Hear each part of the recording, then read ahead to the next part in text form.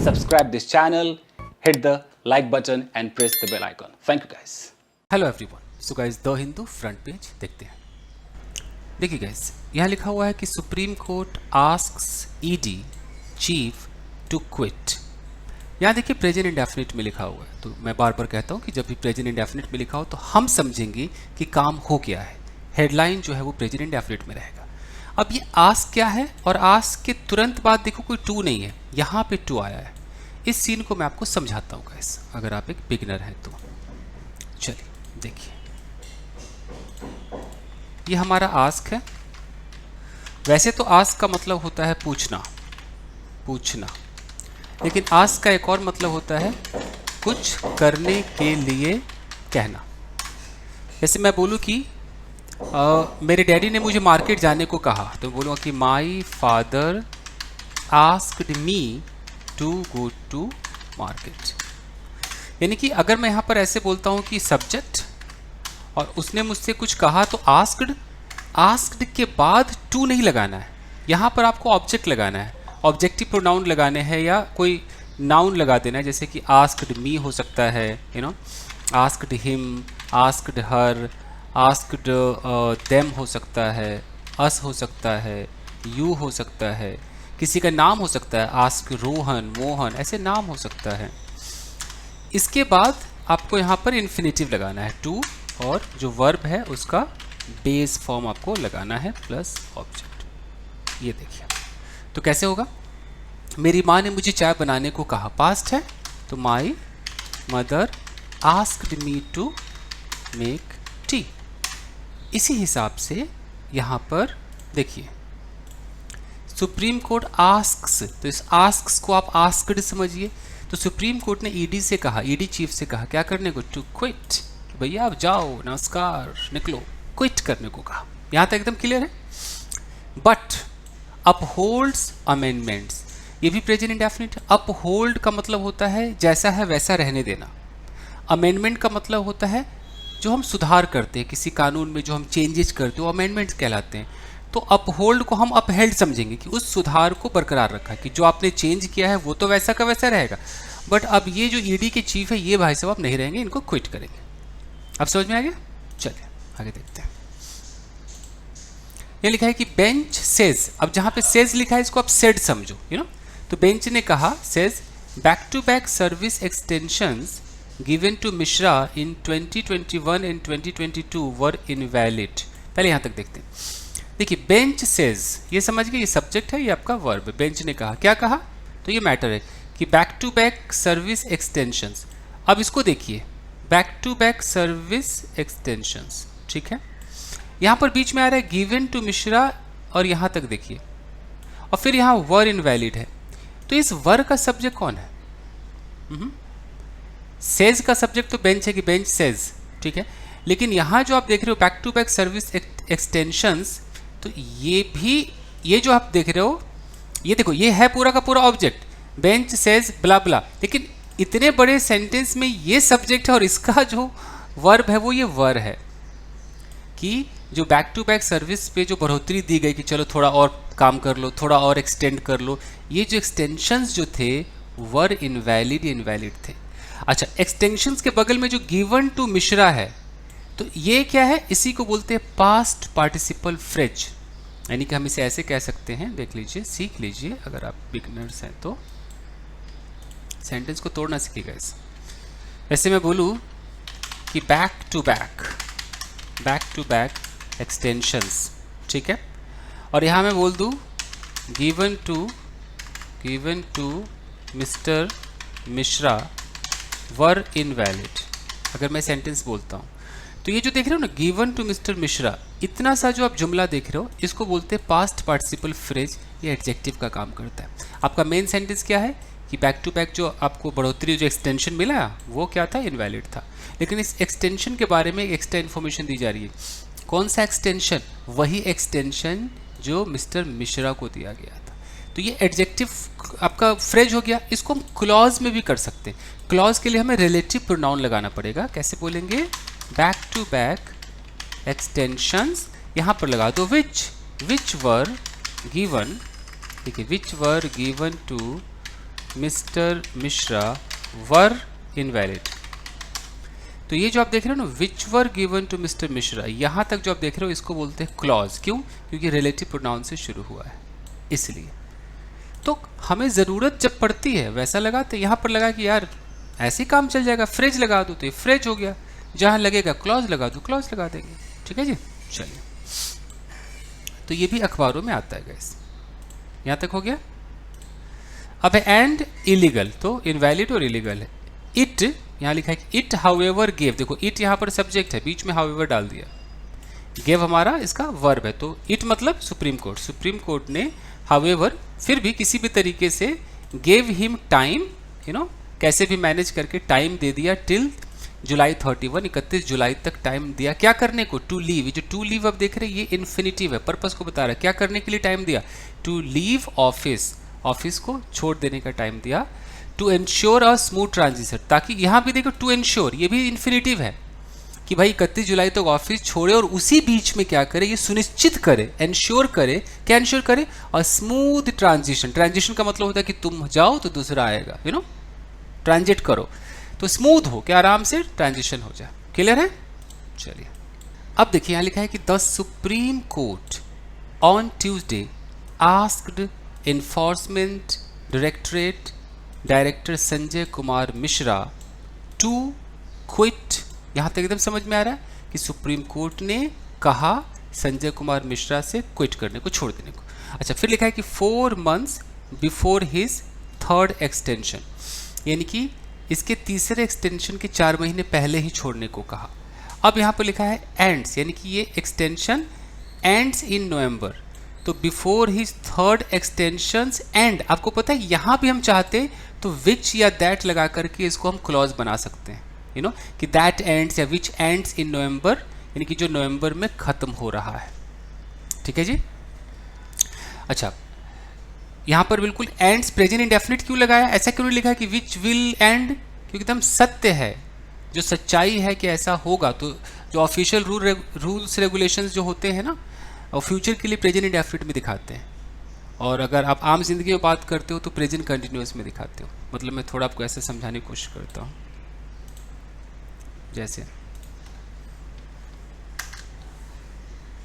ये तो सुना होगा कि द प्राइम, ऐसे सुना होगा कि the prime minister comes tomorrow, ऐसा सुना है ना। तो टुमारो क्या है? मेरा फ्यूचर है, और मैं फ्यूचर में यहाँ पर अगर कम्स बोल रहा हूँ, ये तो प्रेजेंट इंडेफिनिट हो गया। अगर मैं टुमारो हटा दूँ तो इसका मतलब क्या हो गया? प्राइम मिनिस्टर आते हैं, ऐसा हो जाएगा। और अगर मैं ये लगा देता हूँ, एक मिनट चलो, अगर मैं टुमारो लगा देता हूँ तो यानी कि फ्यूचर का टाइम हो गया। तो जो फ्यूचर में होगा और वो ऑफिशियल है तो हम प्रेजेंट इंडेफिनिट में दिखाते हैं guys.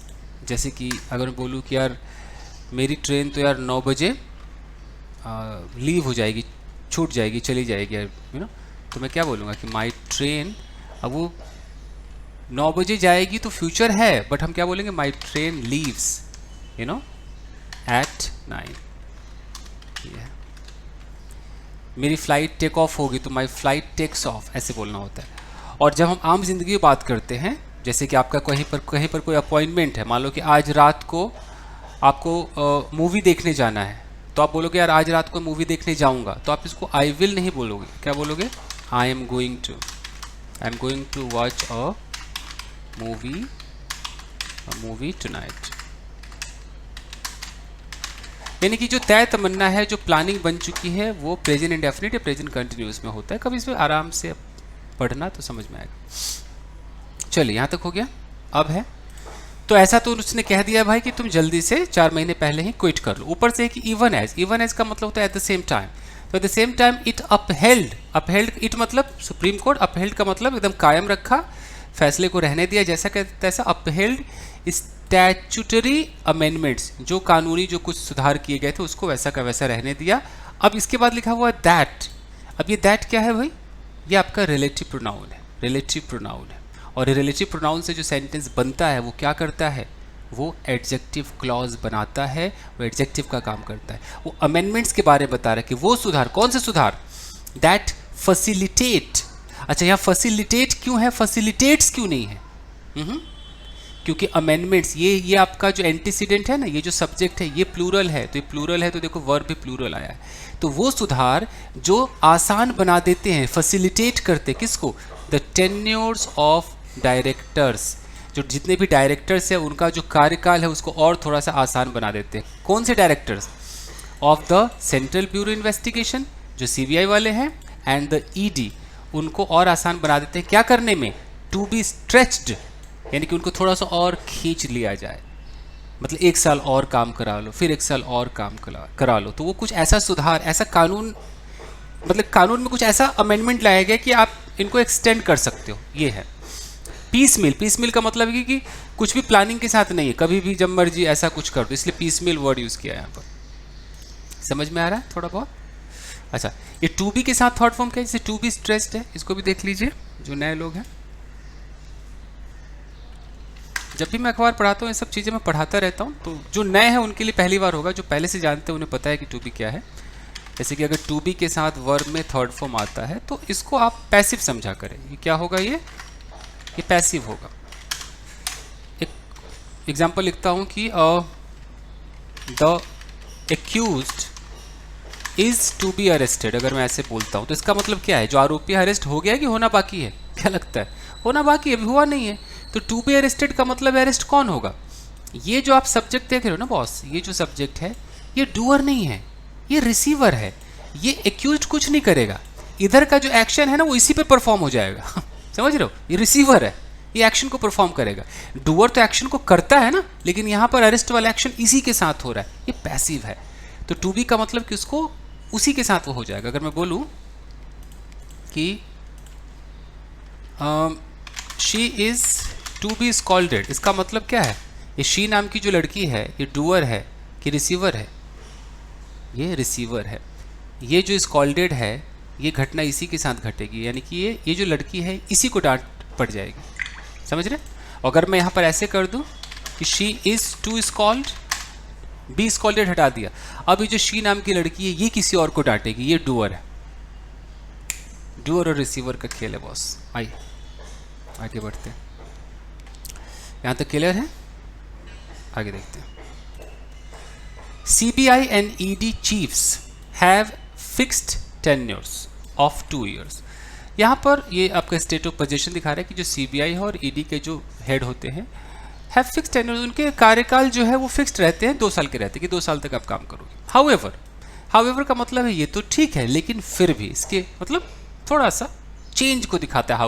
However amendments introduced in 2021 to the Central Vigilance Commission Act, the Delhi Special Police Establishment Act and the Fundamental Rules allow, यहाँ मैं कलर चेंज करके आपको कुछ समझाता हूँ। देखिए, allow them 3 annual extensions। मुझे बस ये आप बता दीजिए, ये अलाउ हमारा वर्ब है, इसका सब्जेक्ट कौन है? लगाइए दिमाग भाई, कौन है इसका सब्जेक्ट? अमेंडमेंट्स से बात हो रही है, ये रहा अमेंडमेंट्स। तो अमेंडमेंट्स, उसके बाद अचानक आ गया है इंट्रोड्यूस्ड। ये जो थर्ड फॉर्म आ रहा है ये क्या है? इसको बोलते हैं पास्ट पार्टिसिपल फ्रेज। मैं कई बार कहता हूँ, अपने ऑनलाइन स्टूडेंट्स को भी कहता हूँ कि भाई सब्जेक्ट और वर्ब के बीच में सारा खेल खेलने वाले लोग खेल जाते हैं, सब्जेक्ट और वर्ब को जुदा कर देते हैं। यू नो, देखिए कैसे जुदा जुदा हो रहा है। अमेंडमेंट्स का मतलब है सुधार। अचानक बोल दिया इंट्रोड्यूस्ड, यानी कि वो अमेंडमेंट जिसको इंट्रोड्यूस किया गया था इन 2021 में। अमेंडमेंट्स किस चीज़ में किया गया था, कहाँ लाया गया था, इंट्रोड्यूस किस चीज़ में किया गया था? तो to the Central Vigilance Commission Act, इसमें लाया गया था। Delhi Special Police Establishment Act, इसमें लाया गया था। और फंडामेंटल रूल्स में लाया गया था। तो ये जो अमेंडमेंट्स है ये अलाउ करते हैं। तो ये जो वर्ब आप अलाउ देख रहे हो ये वर्ब है, इसका सब्जेक्ट कौन है? अमेंडमेंट्स है। तो कितना गैप आ गया दोनों में, बीच में इतना सारा आइटम है। तो ये जो सुधार है, जो अमेंडमेंट है, ये अलाउ करता है इन सबको। क्या अलाउ करता है? 3 एनुअल एक्सटेंशन, साल में 3 बार इनको एक्सटेंशन मिल सकता है, ये जॉब और लंबा खींच सकते हैं। समझ में आ गया? चलिए आगे बढ़ते हुए अब यहाँ लिखा हुआ है कि the tweaks in the law, tweak का मतलब होता है स्लाइटली, जो हम स्लाइट चेंज जो दिखाते हैं, हल्का सा ट्वीक। ये जो ट्वीक है, जो कानून में जो चेंज लाया गया, जो अमेंडमेंट हुआ, अमेंडमेंट को ट्वीक कहा जा रहा है, जो ट्वीक हुआ है, जो अमेंडमेंट हुआ। अब आगे देखते हैं क्या है।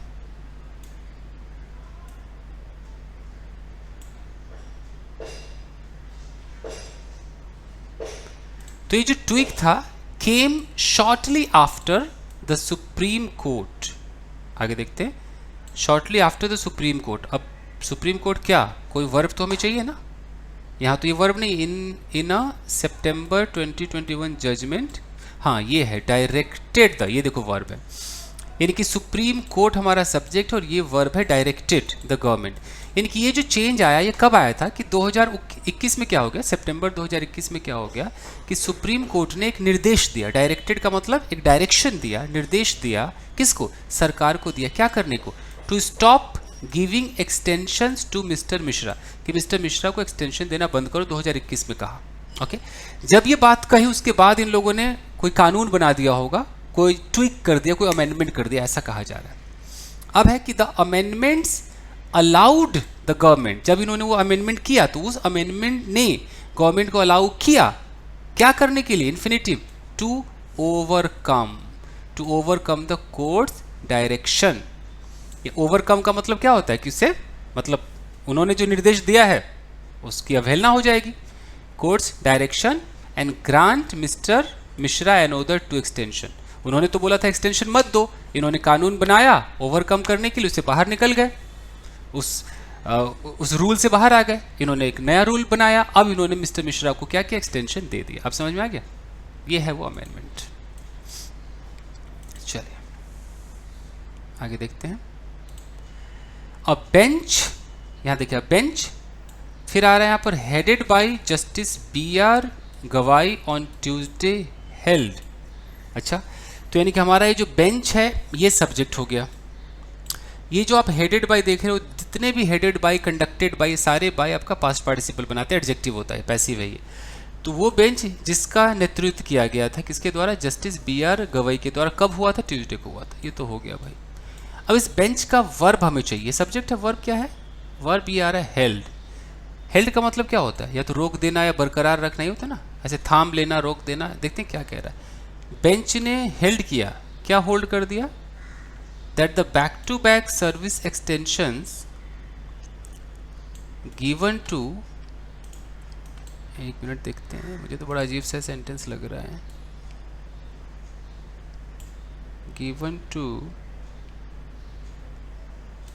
Mister Mishra in 2021 and 2022 were both invalid and illegal। तो इसको हेल्ड क्या किया, क्या हेल्ड किया, कुछ समझ में नहीं आया, आपके समझ में आया क्या? मैं इसको थोड़ा सा छोटा करता हूँ। क्या कह रहा है कि यहाँ से ले लेते हैं कि a bench held that the back to back service extension, यानी कि तुरंत एक के बाद एक जो सर्विस में extension given to mister Mishra को जो दिया गया था इन 21 एंड 22 वर। अब ये वर को भी मैं ले लूँ तो वर किसके लिए आ रहा है, ये वर हमारा आ रहा है एक्सटेंशंस के लिए ना, कि वो जो एक्सटेंशंस थे जो मिस्टर मिश्रा को दिए गए थे 21-22 में, वो इनवैलिड थे और इलीगल थे। तो बेंच ने क्या हेल्ड किया फिर, बेंच हेल्ड दैट, कुछ अजीब नहीं लग रहा है, यहाँ हेल्ड होगा कि टोल्ड होगा? गाइस आप लोग ध्यान देना थोड़ा, ऐसा क्यों मुझे लग रहा है कि हेल्ड क्यों आ गया, बेंच ने बताया, ऐसा हो सकता है ना कि बेंच ने बताया कि भैया ये इलीगल था। अगर बेंच ने इसको इलीगल ठहराया तो फिर होल्ड, तो फिर ऐसा होना चाहिए ना कि हेल्ड इट इलीगल या हेल्ड इट इनवैलिड। एनीवेज आप लोग जरा देख के बताना, कई बार मिसप्रिंट भी होता है, हेल्ड पे मुझे डाउट है। बाकी समझ गए कि जो बेंच है जिसका जस्टिस BR गवाई ने ट्यूसडे को जिसका नेतृत्व किया था, उन्होंने बोला कि ये भैया इनवैलिड है और इलीगल, इतना तो समझ लो। बाकी वो हेल्ड पे थोड़ा सा मुझे डाउट। और देखते हैं आगे, और देखते हैं।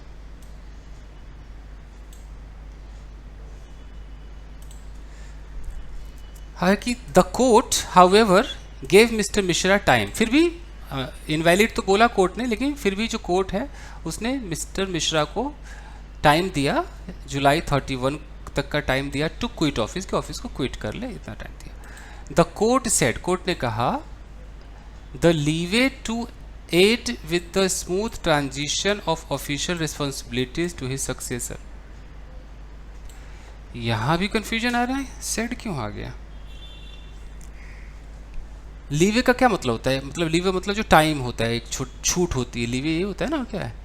The court said the leeway to aid with, aid का मतलब होता है हेल्प करना, सहायता करना, मतलब एक छूट दिया कि हेल्प करे, किस चीज़ में हेल्प करे? Aid with the smooth transition, कि आराम से वक्त लो और ट्रांजिशन करो, अपने जैसा बंदा को ढूंढो, ट्रांजिशन करो। तो leeway, court said the leeway to aid with smooth transition of official responsibility, जो भी ऑफिशियल रिस्पॉन्सिबिलिटी है उसका ट्रांजिशन करो, अपनी जिम्मेदारी किसी और को दे दो। किसको दे दो? टू हिज सक्सेसर, जो तुम्हारे बाद जो आएगा उसको दे दो। तो फिर ये सेड क्यों आया? The court said the leeway, समझ में नहीं आ रहा।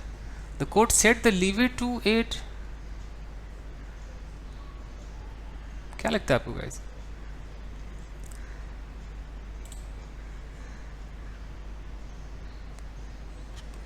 तो कोर्ट सेड, कोर्ट ने कहा, क्या कहा?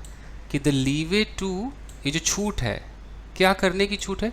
To aid with the smooth transition of official responsibilities, यानी कि जो ऑफिशियल रिस्पॉन्सिबिलिटीज का जो ट्रांजिशन है उसमें हेल्प करने के लिए ये छूट मिली है ना। एड का मतलब सहायता करना है, टू हिज सक्सेसर। तो कुछ ऐसा नहीं लग रहा कि कुछ करने को कहा, ऐसा फील नहीं हो रहा। ऐसा कहा कि कोर्ट ने कहा, क्या कहा कि, थोड़ा सा मुझे पता नहीं इसमें डाउट क्यों हो रहा है गाइस, आप लोग बताना है। जो भी है, अगर हम यहाँ सेड की जगह गेव कर दें कि कोर्ट ने एक टाइम दिया, gave the leeway to aid, time दिया ताकि वो थोड़ा हेल्प करे और बहुत स्मूथ ऑफिशियल रिस्पॉन्सिबिलिटीज़ का ट्रांजिशन कर पाए अपने सक्सेसर को। गेव तो सूट कर भी रहा है, ये सेड उसको समझ में नहीं आ रहा। आप लोग भी देखना गाइस, कई बार होता है ऐसे। चलिए आगे देखते हैं। दो जगह मुझे डाउट पता नहीं क्यों हुआ, पहले तो ऐसा कभी हुआ नहीं, क्यों हुआ आई डोंट नो। देखिए, by upholding the 2021 amendments, by के साथ अगर वर्ब में आईएनजी लगे मतलब ऐसा करके 2021 के अमेंडमेंट को अपहोल्ड किया, बरकरार रखा कि हाँ ठीक है अमेंडमेंट रहने तो किया तो किया। The court disagreed with the submission, court ने थोड़ा सा इसको होल्ड कर दिया, और होल्ड करके कोर्ट ने किस चीज़ को डिसअग्री किया? कोई चीज़ सबमिट किया गया था उसको नहीं माना कोर्ट ने। कोर्ट डिसअग्रीड, किससे डिसअग्री हुआ? With the submission. सबमिशन के बाद यहाँ लिखा हुआ मेड बाय, वही आपका past participle, made by, conducted by, written by, led by, organised by जो होते हैं। तो मेड बाय कौन? इट्स ओन, वो सबमिशन इनके खुद के, किसने किया था? एमी, क्या लिखा हुआ है? एमिकस क्यूरिए, क्यूरिए, अच्छा एमिकस क्यूरिए। एमिकस क्यूरिए वो होता है जो कोर्ट की ही हेल्प करता है, कॉमा लगा के ना, अपोजिशन लगा के लिखा है कि सीनियर एडवोकेट, तो कोर्ट के ही कुछ खास कोई होगा जो सीनियर एडवोकेट केवी विश्वनाथ है, इज नाउ और सुप्रीम कोर्ट जज, जो अभी सुप्रीम कोर्ट के जज है, उन्होंने कुछ सबमिट किया होगा कि भाई इसको कुछ रद्द करो, तो उसको सुप्रीम कोर्ट ने उसको बोला कि नहीं नहीं, कानून को बरकरार रखते, जो चेंज हुआ उसको बरकरार रखते, ऐसा है। अब आगे देखते हैं। तो द एमिकस क्यूरिए हैड अर्ज, तो ये जो भाई साहब हैं इन्होंने कहा, गुजारिश की, द कोर्ट को गुजारिश की to strike down the amendment, कि अमेंडमेंट को ही खंडित कर दो, हटा दो, ऐसा उन्होंने कहा होगा, कोर्ट ने फिर भी बरकरार रखा। Mister Vishwanath had argued, mister जो विश्वनाथ है उन्होंने ये बात रखी that the centre could use the prospect, जब इन्होंने बोला कि भाई ये जो चेंज हुआ है, जो अमेंडमेंट हुआ है, इसको भाई खंडित कर दो, कोर्ट से कहा कि इसको ख़त्म कर दीजिए, ये कानून को खंडित कर दीजिए, लेकिन कोर्ट ने, सुप्रीम कोर्ट ने ऐसा नहीं किया, उन्होंने बरकरार रखा। तो उन्होंने अपने आर्गूमेंट में क्या कहा? मिस्टर विश्वनाथ ने अपने आर्गूमेंट में क्या कहा? That the centre could use the prospect of service, यानी कि ये जो प्रोस्पेक्ट ऑफ सर्विस एक्सटेंशन है, प्रोस्पेक्ट का मतलब भरोसा भी होता है कई बार, या उम्मीद भी होती है। तो कहने का मतलब कि जो सर्विस को हम बढ़ा देंगे, ये जो पॉइंट, ये जो हथियार है, इसको हथियार मान लीजिए। तो ये कहा विश्वनाथ ने, मिस्टर विश्वनाथन ने हैड आर्ग्यूड कि जो सेंटर है कुड यूज, कुड का मतलब कर सकती है इस हथियार का इस्तेमाल as a carrot and stick policy. Carrot stick policy कुछ होगा कि भाई कैरेट दिखाओ और कुछ स्टिक से मारो, कुछ होगा ऐसा, उस पॉलिसी की तरह यूज़ कर सकती है टू इंश्योर, यह सुनिश्चित करने के लिए that the CBI and ED directors, CBI के और ईडी के डायरेक्टर जो हैं work according to its wish, कि विशेष जैसा सरकार जैसा चाहती है वैसा ये लोग काम करें। तो इनको क्या लालच देगी, कैरेट एंड स्टिक वाला, कि भाई इनको एक्सटेंशन का लालच देकर के आपको अभी 1 साल और काम करने का मौका देंगे, 1 साल और मौका देंगे, कुछ ये इन्होंने कहा कि इसको आप इस कानून को हटा दीजिए, नहीं तो इससे ये आगे मैसेज जाने वाला है। अब आगे देखते हैं। He had contended that, content का मतलब है दावा करना, उन्होंने ये दावा किया that a director would always succumb to the pressure. Succumb का मतलब होता है एकदम हार मान जाना, झुक जाना। उन्होंने कहा कि जो डायरेक्टर होगा वो इस प्रेशर के आगे झुक जाएगा, pressure of the government, government के प्रेशर के आगे झुक जाएगा, सो एज टू इंश्योर, ताकि वो ये सुनिश्चित कर सके that he gets further extension, कि ताकि उसे आगे एक्सटेंशन मिले। तो एक्सटेंशन मिलने के चक्कर में वो सरकार जो कहेगी वो करेगा, ऐसा उन्होंने कहा। The petitioner too had submitted, जो पिटिशनर है उन्होंने भी ये बात, मतलब ये भी सबमिट किया था that the amendments went against the very principle, जो अमेंडमेंट है वो बिल्कुल खिलाफ जा रहा है, जो सुधार हुआ है वो बिल्कुल अगेंस्ट चला गया। किसके अगेंस्ट चला गया? Very principle of insulating the central investigative agency from government pressure, कि जितने भी सेंट्रल इन्वेस्टिगेटिव एजेंसी है जैसे सीबीआई है या ईडी है, इसको गवर्नमेंट से इनको कोई लेना देना नहीं, गवर्नमेंट इन पे फोर्स नहीं बना सकती। तो ये क्या रहते, इंसुलेटेड रहते। इंसुलेट मतलब कि इन पे कवर लगा रहता है। लेकिन इस तरह से क्या होगा कि गवर्नमेंट इनको लालच देगी कि थोड़ा आपको और काम करने का मौका मिलेगा, ये इल्ज़ाम लगाया जा रहा था। ओके, एक सकम टू है मैं सिखाता हूँ और एक सो एज टू है मैं सिखाता हूँ आपको गाइस। देखिए सकम टू, सकम टू का मतलब होता है हार जाना, हार जाना, किसी चीज़ के आगे झुक जाना। झुक जाना इन द सेंस कि अब आपने हार स्वीकार कर ली, ये सेंस होता है। और यूँ कह लीजिए कि कहीं कहीं पर इसका यूज़ होता है कि एकदम मर जाना। तो अगर मैं कहता हूँ कि आई सकम्ड टू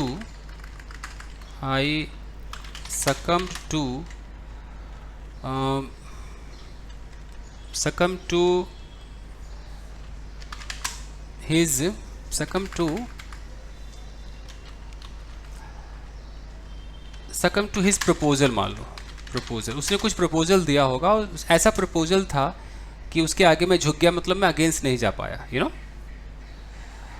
या आई succumbed to the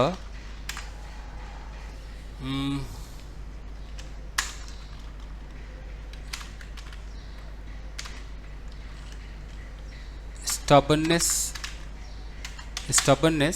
यानी कि जो जिद है, stubbornness of my child, यानी कि मेरा बच्चा बहुत जिद कर रहा था, उसके उस जिद के आगे मैं झुक गया। तो ऐसे भी यूज़ कर सकते हैं ना।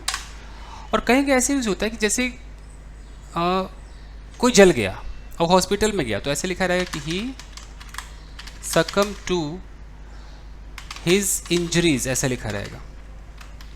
मतलब उसको जो इंजरी हुई, उस इंजरी के आगे वो हार गया, मतलब मर गया। इसका मतलब मर जाना समझा जाता है, यू नो। या ही सकम टू